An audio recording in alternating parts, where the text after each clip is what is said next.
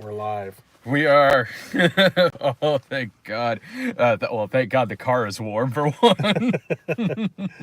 See, having out of town friends helps. Exactly. So you come here. So the car is. I arranged this perfectly. So you would get here, we'd review these movies that we didn't see together, and the car would already be pre-warm. And you knew I'd bring coffee. I did. That was a nice surprise. Thank you. Thank you very much. I'm like, well, maybe I can get some editing done when I get home.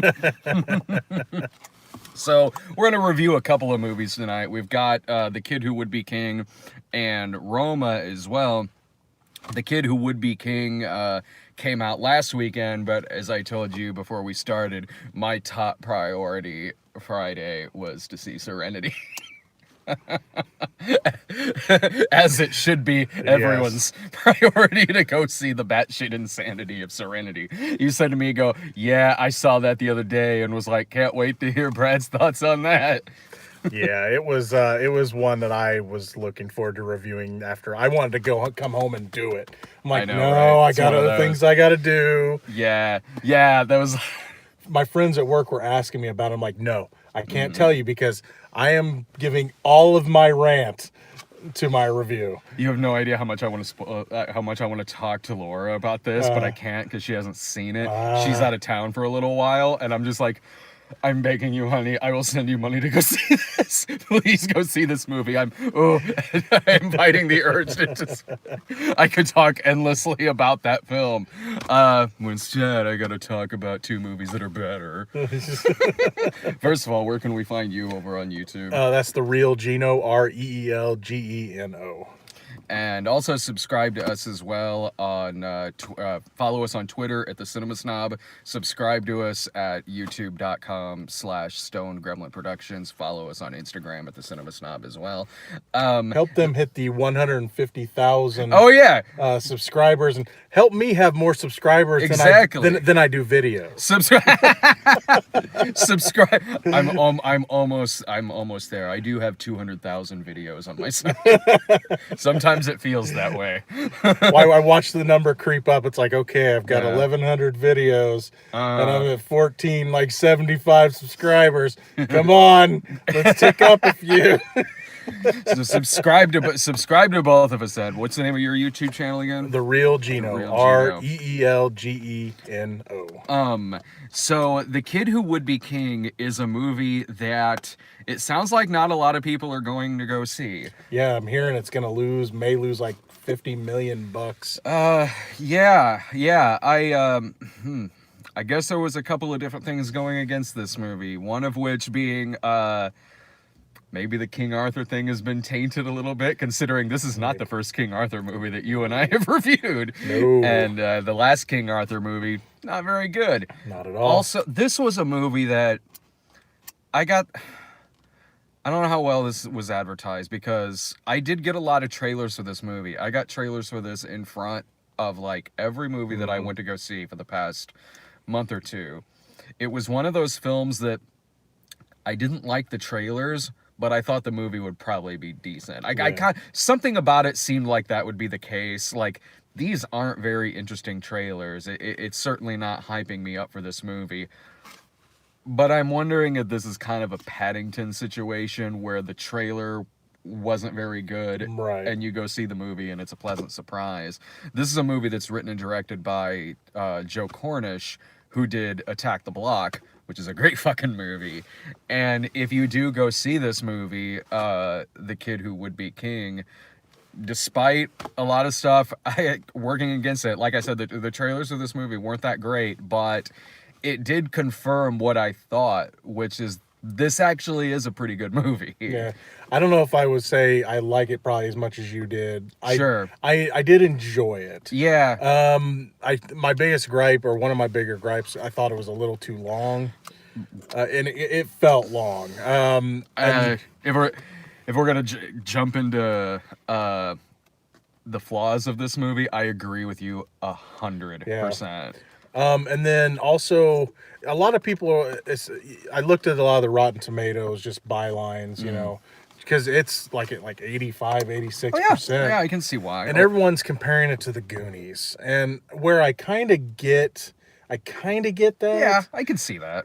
My issue with comparing it to the Goonies is the Goonies is more memorable because the Goonies had more memorable characters. They had definitely more memorable villains because this movie's villains generic. They're bad. That being said, it's still not a bad little adventure film. No, when this movie really worked, I thought it worked really, really well. Like I'll get into the villain in a little bit, but there are some really standout characters in this film. That kid who played Merlin, Yeah, I thought he's was the best part of the fucking hilarious, to the point to where when he was off screen, I really missed this character.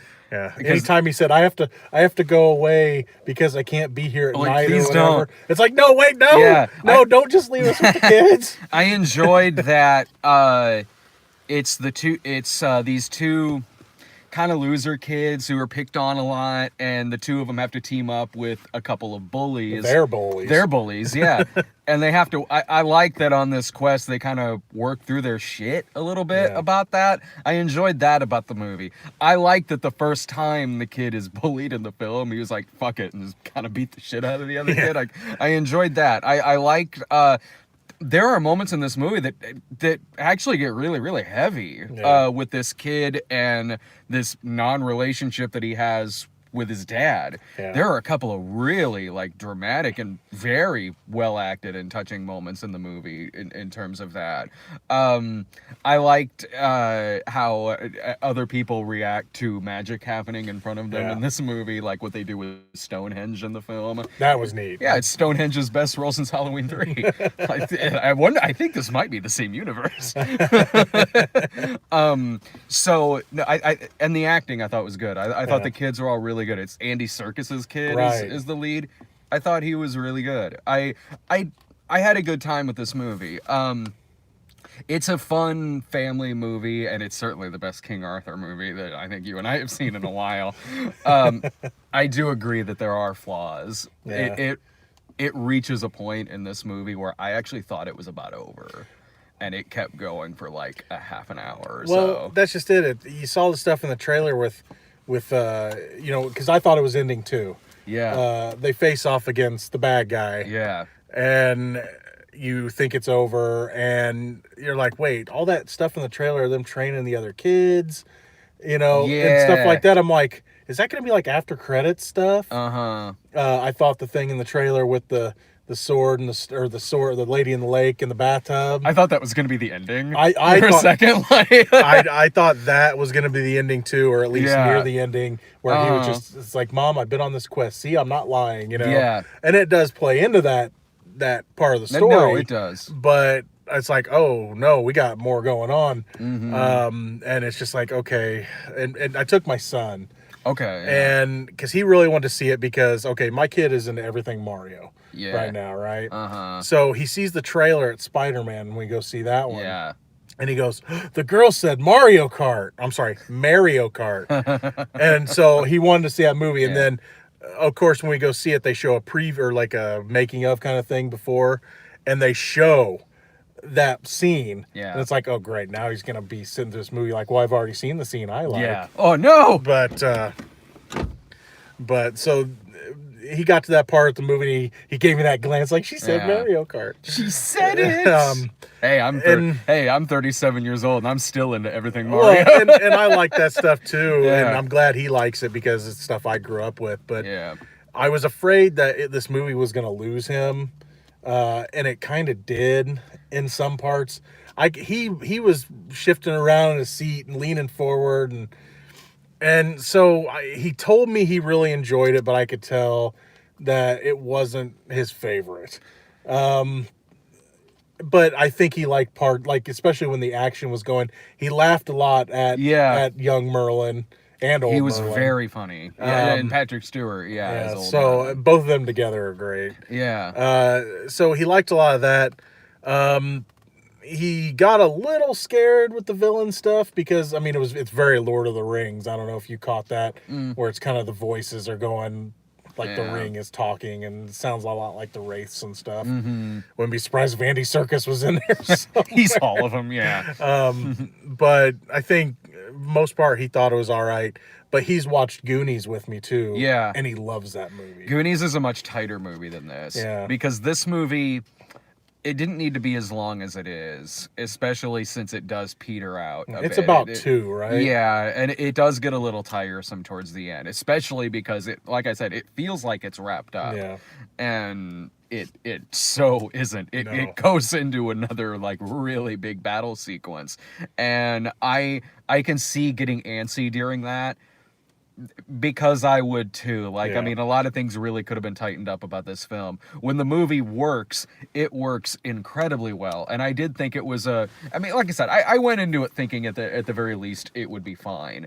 And to compare this movie to the trailer, it's a surprise in that regard. It's not as good as Paddington or Paddington 2. It is not nearly. It's not as good as Attack the Block, but for like a like this January kids movie that's out, overall, I do recommend the movie. Like, flaws aside, when it works and gets real and these kids are all working together and working their shit out, it's a fun movie, especially when you have Merlin there. That kid is fantastic as Merlin. And I loved the spell casting. It was just all this, don't want to drop my coffee here, but it's all this. Yeah.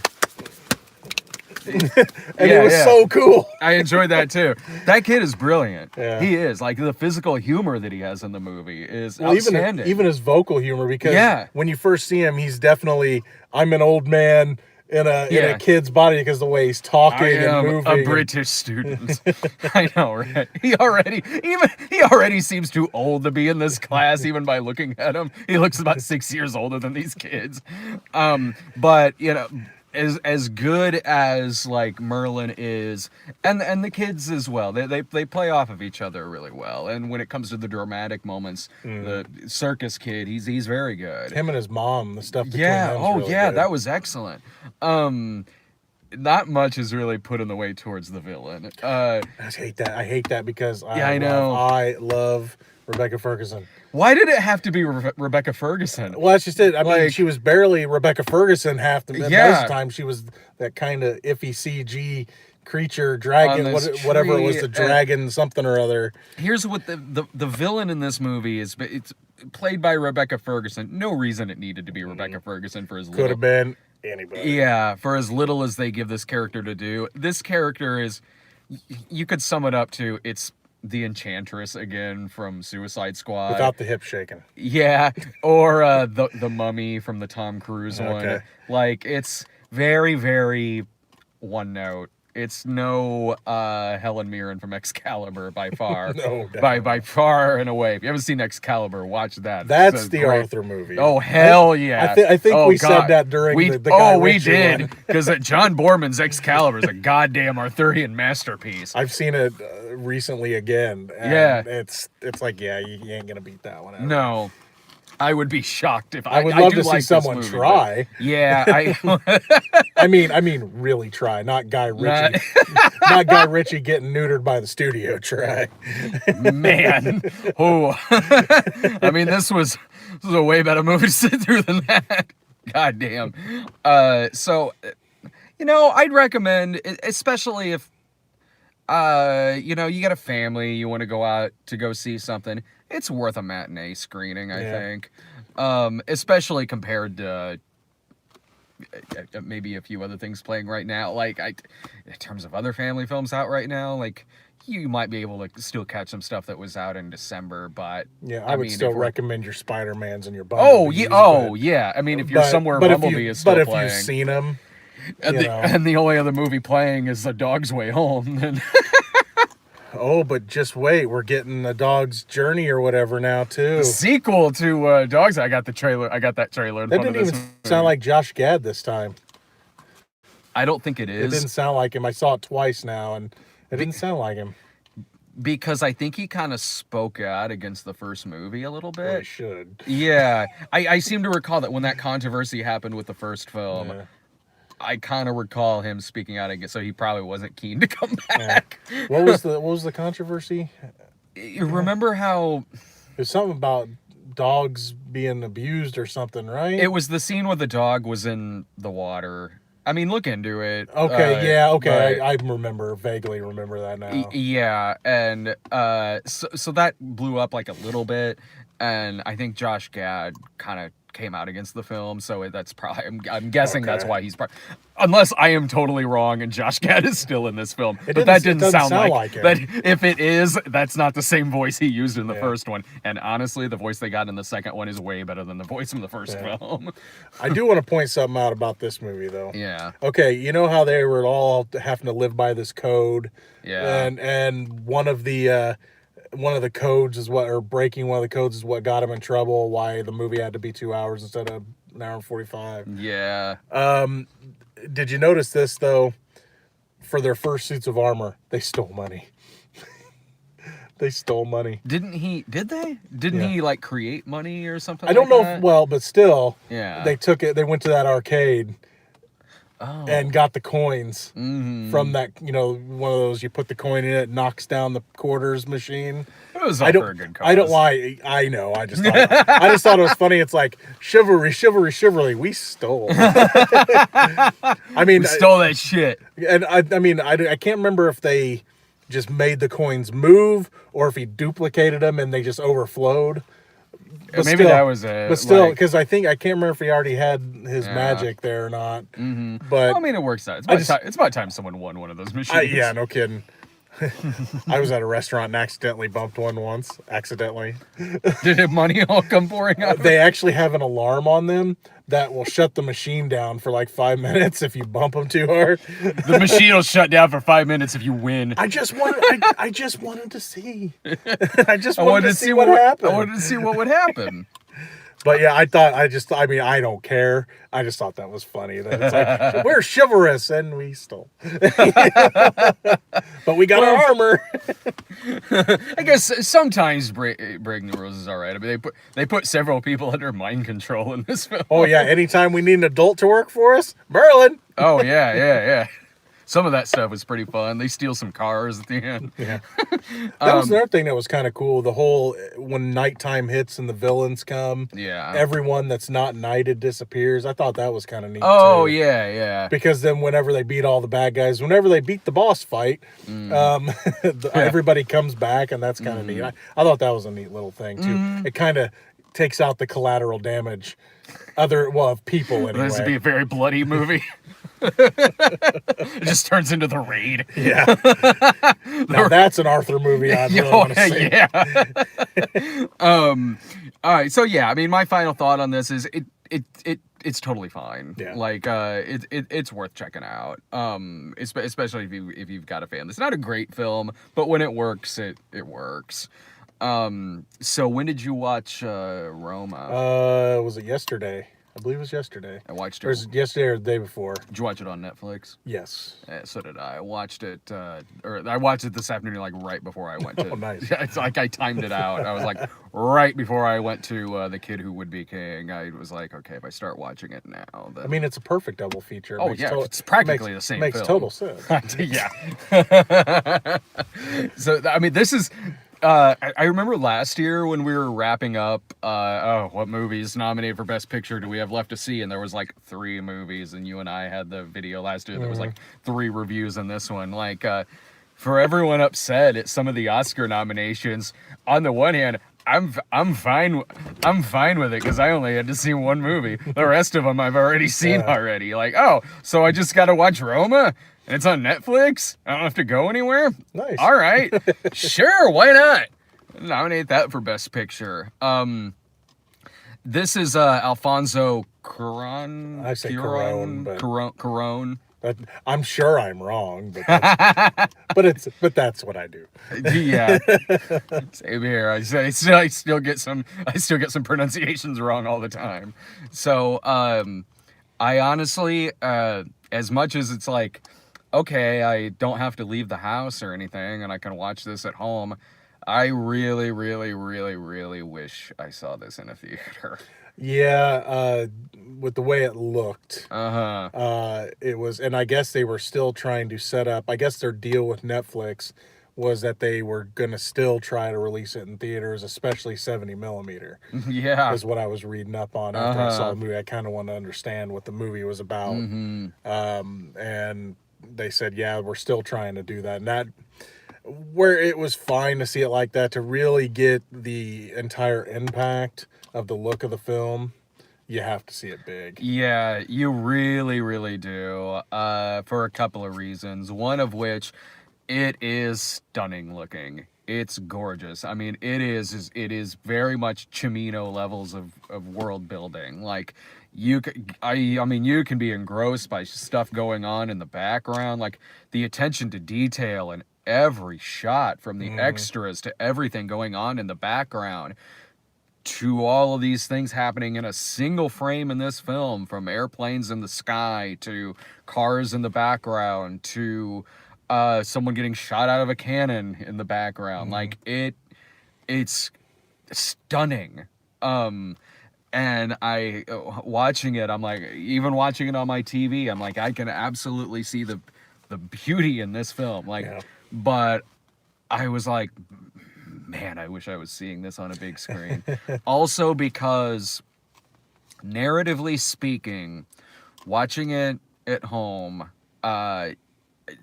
it was easy for me to get distracted. Yeah. Did you have that problem too? I had to stop it a few times to just kind of, okay, I'd have a thought here and there, and I definitely got distracted by a few different things. It's what, 2.5 hours, 2:15. Okay, it probably took me about, I don't know, close to 3 to watch it. Where if I was in a theater, I would probably be more engrossed in the atmosphere, so I probably wouldn't be as distracted. I think I could have been a lot if I was seeing this in a dark theater, really taking in all of the cinematography. I really think I could have been a lot more engrossed in the story as well, because this is a movie. It takes place over about the course of a year and is about this she a maid, like a maid, like a live-in like housekeeper. Because there's one or two, or there's like 2 or 3 of them, I think. Yeah, for this family in Mexico City, and certainly enough happens in this year. Like, she's pregnant throughout a lot of it, and it really just kind of is this year-long slice of life of this character in 1970, I believe. Somewhere this film is taking place in, and a lot of it is very mood and dialogue heavy. It feels like you are just simply kind of watching these people's lives over the course of a year, and with a 2-hour and 15-minute movie, I mean, you expect there to be some slow parts in this film, and I don't mean that to be a knock against the movie. It's just the kind of movie that it is. But I could have certainly been more engrossed in that if I was in a theater watching it. But there are sequences in this film that really, really do pull you in. Like this riot that happens at one point in the film. Crazy. I like how there are a couple of moments in this movie where you can tell it's from the director of Gravity and Children of Men. Yeah. Well, what's funny, you mentioned Gravity. I was reading up on this, and a lot of this movie is basically Cuarón's, like, the way he grew up. It's a lot of his personal life based on the nanny they had and his family and his dad leaving and everything. And he said that movie they went and seen was his inspiration for Gravity. And I thought that, because I saw it, I'm like, this looks an awful lot like Gravity. I wondered, And because whatever, I can't remember the name of the movie of what it was. Yeah. But when I was reading this article, because I wanted to know, I kept hearing it's a personal story. It's a personal story. And sure enough, that movie that's in this movie is the movie he saw growing up that inspired him to make. Because, I mean, even down to the little rocket pack thing, that George Clooney used, it's down, that's in that movie. Even that riot sequence too, that was like reminded me of something out of Children of Men a little bit. Like the way the camera work is in that, between being in this shop that they're in, panning around, and there is just pandemonium going on in the street outside the window in this single shot in the movie. There are sequences in this movie where, like, I sat there, like, with just, like, my stomach and nuts. And it could be just, like, a single shot in the film. Like, there's a part towards the end where a couple of the kids are lost in water. I said to Jesus fucking Christ, like, my heart stopped in this scene. Well, it got to a point, now I want to bring up the pans. Yeah.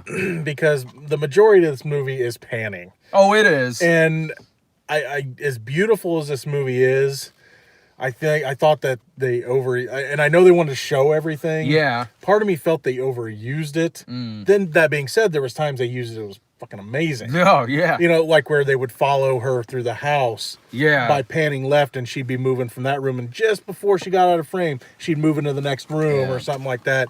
Or the scene you were talking about at the beach. Jesus, yeah. And by the time we got to that scene, so many things that happened in this movie, it's like, are we gonna get more bad stuff? I know. God, yeah. There's a oh my God, when they're in the hospital and it's like the going into labor scene, like, oh man, yeah, like I gotta talk about that one. Yeah, there are some gut-wrenching moments in this film, and I owe it a lot to, well, certainly how it's acted, because the acting's very good in the film, but also just, I mean, the direction in it of itself, just where you could see someone's like pain and misery just in the forefront, while in the background something horrific is going on. Like, it did insanely well with this. Every piece of this movie is very well directed, and I didn't necessarily have a problem with the panning stuff in the film. Again, like I said, because it really was showing kind of the scope of everything in this world. It made it feel very real. See, again, I think that's the detriment of not seeing it in a theater. I know, man. Because again, if that's, I know it panned a lot, and that started to bother me, and I think that's part of the reasons I had to start pausing. Yeah, it's like they're panning again. He's panning again. You know, because I mean, a lot of times it was always to the right. Yeah, I believe it was, and then I had to stop. But if I were in the theater, I would be in the movie. Yeah, you know. So yeah. So I think that stuff wouldn't have bothered me, because it would have been like if I were moving my head looking at this whatever scene they're in. Yeah, you feel like this shit is going on. Yeah. Like, you feel like this is a livable universe that we're watching right now. So what were you going to say about the birth scene? Yeah, okay. As a father whose son was born 6 weeks early, that scene really hit me. Yeah. Because we knew her character wasn't all the way there yet. Hell, they were shopping for cribs, trying to get things ready. And she goes into labor, and it takes forever to get to the hospital. As someone that drove through traffic and, let's just say, may have ran a few lights to get, you know, his kid born on time. Yeah.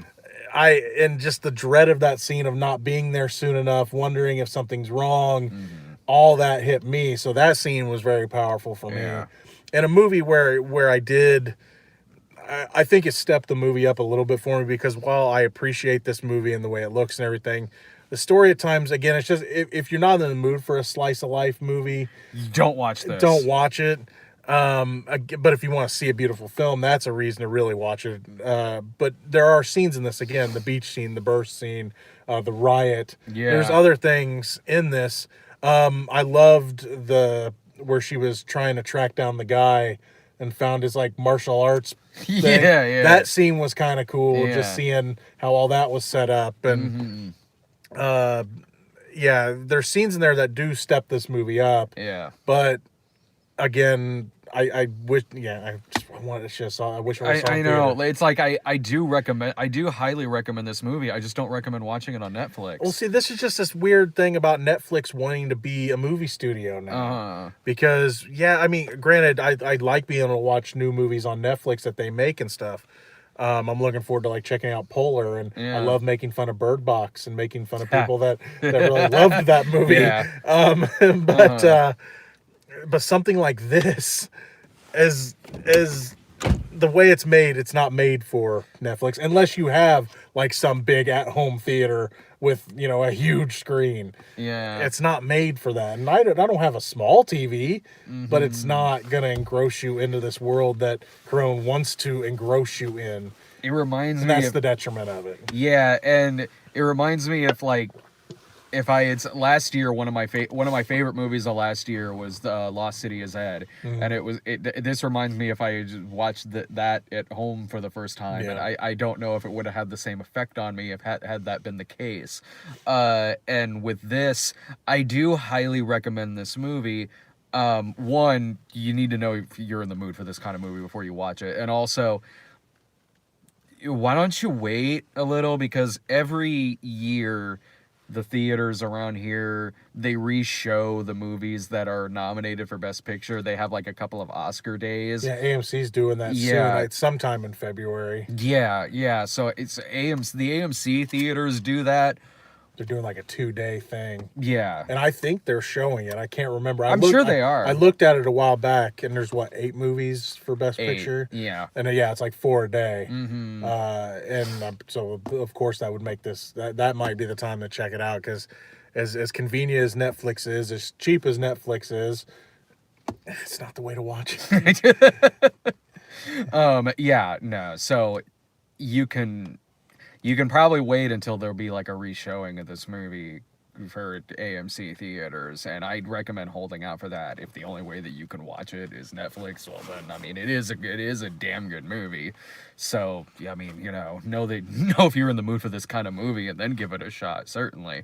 But I mean, I don't think this movie will be on my 10 best necessarily. Nah, me either.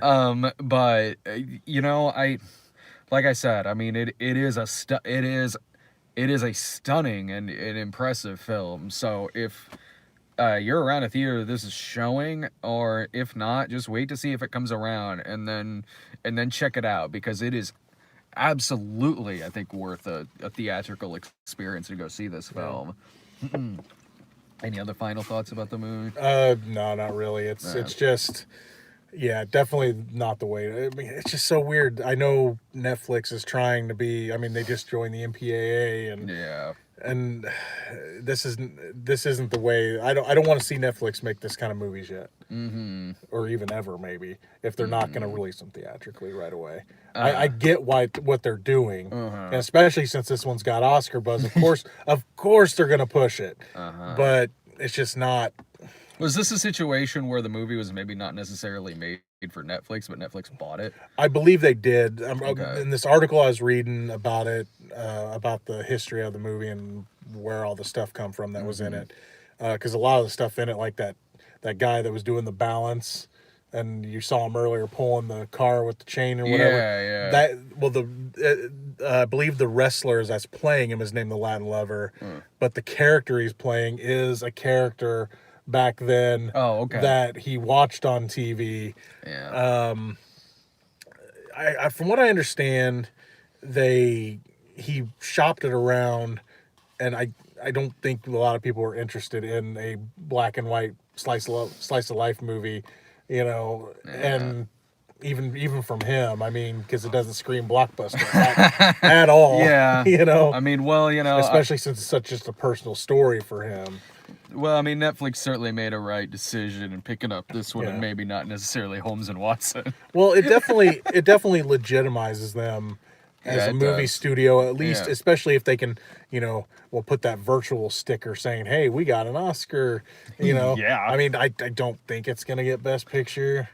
I don't know. I'd really have to. I gotta analyze the 8 films. Yeah. I mean, but I mean, it could.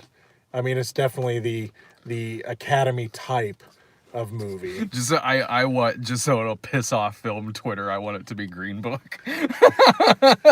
God. I love Mahershala Ali. I really do. But part of me gets a kick out of him getting all these awards just because he's already apologized to the family for, I guess, the family of the character he played said, none of this was true. And part of me is just like, oh God, he's got to go up on stage again. Well, in terms of movies nominated for Best Picture, which may not be 100% totally accurate, it's a far fucking better movie than Bohemian Rhapsody. And I'm afraid that's what's going to win. Really? You think Bohemian Rhapsody is going to win? Part of me, I don't know. Even though I don't think it's the best movie of the year, part of me does anybody? No. I'm gonna say part of me wants Black Panther to win, but I don't think it's gonna. Of all the ones nominated, the one I would like to see win the most is probably The Favorite. Yeah. Or Black Klansman. I mean, there's better movies in that list. I mean, I loved Black Panther, but I don't think it's gonna win. Bohemian Rhapsody can just suck it. Look, if Bohemian Rhapsody, I know we're getting off the Roma tangent here, but if Bohemian Rhapsody would have been a more accurate and R-rated movie, Yeah. because Freddie Mercury did not live a goddamn PG-13 life, I thought that the cast they had and everything would have been great. But the fact that they're living this candy-coated PG-13 bullshit that keeps getting awards because it has a good goddamn soundtrack. At least they had an excuse for giving it a Golden Globe because everyone's always drunk there. Well, I mean, well, yeah, of course it's good. God, that movie can... But I mean, I'm not gonna. If it does, I'm not gonna lose any sleep over it. Of course. Oh, I don't either. But just year after year, I lose a little bit of faith in either the political nature of the Oscars or the bullshit nature of the Oscars. I don't, because I mean, it really has always been that way. Well, and I know that, but I didn't care back when I really wasn't in the movies. Sure. And when I started getting into movies, you want to have faith in some of these award shows. But then you see, oh, wait, they're making up, giving that guy an award. They're making up from last year because he didn't win for that. I mean, that's always been the case. Like, I mean, so it doesn't really And again, like... That's why I don't take a lot of stock in them. Other than, all I'd say is they're just a fucking sticker on a DVD case. I mean, that's really all it is. It does give clout. You know. Like, it does. But... I'm sorry, Avatar should, it winning... And things like that. Win. I thought it Best won. Picture, Hurt Locker did. Oh, that's right, it was Hurt, but it was up for it even. It was up for it. But I mean, just there's things that win that it's like, really, it just you can't take them seriously. I know, and it doesn't upset me that much, but seeing them win, especially something like a Bohemian Rhapsody wins. Oh, yeah. I mean, I don't know if that movie will or not, but it's like I said. That just really kind of has always been the case with the Oscars. And plus, I mean, you and I both see a lot of really, really, really shitty movies. Bohemian Rhapsody's not very good. But it's not like they nominated Night School. Yeah, I know. As if they really want to shake things up, they should have nominated Night School. Best cinematography, The Spy Who Dumped Me. You mean Trump's America didn't get nominated? Or Death of a Nation? No, that didn't get nominated. Or is it Hillary's America, not Trump's America, right? Oh, Death of a Nation was the new one. That's right. And I don't Hillary... watch them. I don't want to watch them. Oh, you don't know what you're missing. Oh, yes, Hologram Klansman. Yes, I do, because I watch your reviews instead. Right. Hillary's America was the one from 2016. Okay. I don't know what his next movie is, but I can't wait. I don't know. It just depends on if Trump wins. I gotta watch the Trump Prophecy again for a snob episode. God. Best movie about a floating white orb dictating a political election ever. I think one of the horseback fiery demons from Kid Who Would Be King was in that film as well. Did you see that the Razzies put that Trump movie? What, Death of a Nation? Yeah. And like he got, what was it? Like they had Trump as like worst actor in that or some crap like that. For archive footage? It's something like that. Yeah, I can't remember. I know they added those in somehow. And he's up for some Razzies. The Razzies can make me roll my eyes and find the dumbest way to nominate a movie I fucking hate. Yeah. They had some that were just like, wait, how does that work again? That's like the equivalent of like, oh, great, you nominated The Favorite. That's probably one of the better movies this year. But what? You nominated a Cher is Best Actor? What the fuck, Oscars? Ah, man. Well, this weekend is Miss Bala. What else comes out this weekend? Is that it?